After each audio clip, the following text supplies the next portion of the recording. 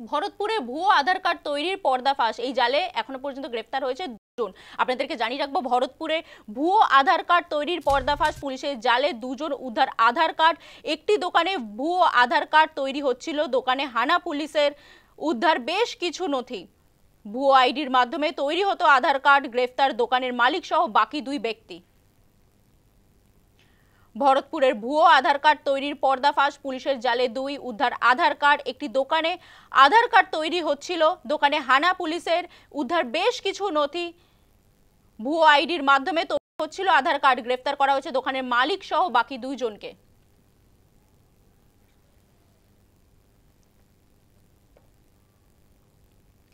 ভরতপুরে দীর্ঘদিন ধরে একটি দোকানে ভুয়ো আধার কার্ড তৈরি হচ্ছিল এবং সেই দোকানে হানা দেয় পুলিশ, এবং তারপরেই সেই দোকান থেকে ভুয়ো আইডির মাধ্যমে তৈরি হতো আধার কার্ড। সেই দোকান থেকে উদ্ধার হয় বেশ কিছু নথি।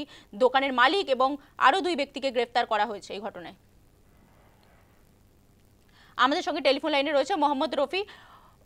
রফি, যে বিষয়টা জানতে চাইবো, ভরতপুরে ভুয়ো আধার কার্ডের পর্দাফাশ, দুজনকে এখনো পর্যন্ত এই ঘটনায় গ্রেফতার করা হয়েছে, কি জানা যাচ্ছে?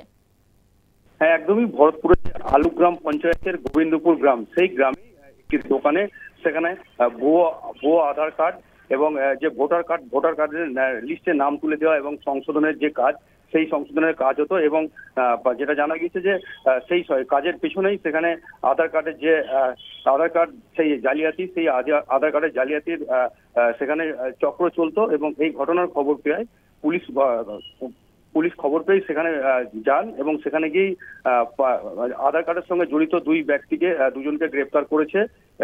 এবং সেখান থেকে উদ্ধার হয়েছে 50টি আধার কার্ড, 2টি প্রিন্টার এবং 4টি মোবাইল এবং বেশ কিছু নথি।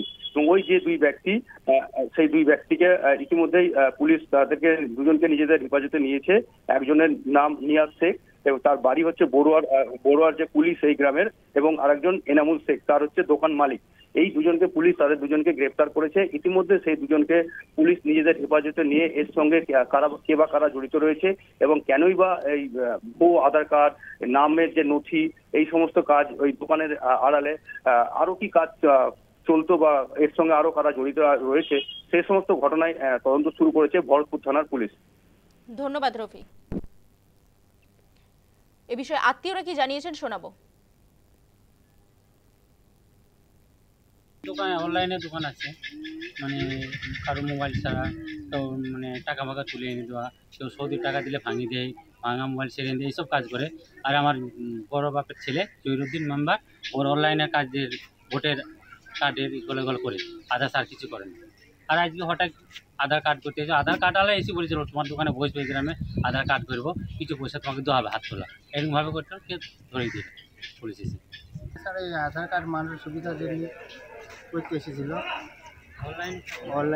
অনলাইনে কাজ করে টাকা ফাঁকা তোলে। ওই মোবাইলের দোকান আপনার, স্যার মোবাইল সারে তাতে এমন কিছু করে না। আর আমার চাই তো ভাই, আমার মেম্বারে আপনার ভোটের সব কাজ বাট করে, অনলাইনে ভোটের নাম বলা হচ্ছে, এগুলো করে। আচ্ছা, এই কিছু জানে না। ওই পুলিশ কিছু লোক এসে আপনার ওই করতে আরম্ভ করেছিল, সেই অবস্থায় এসে ধরে দিল, করেও নেই।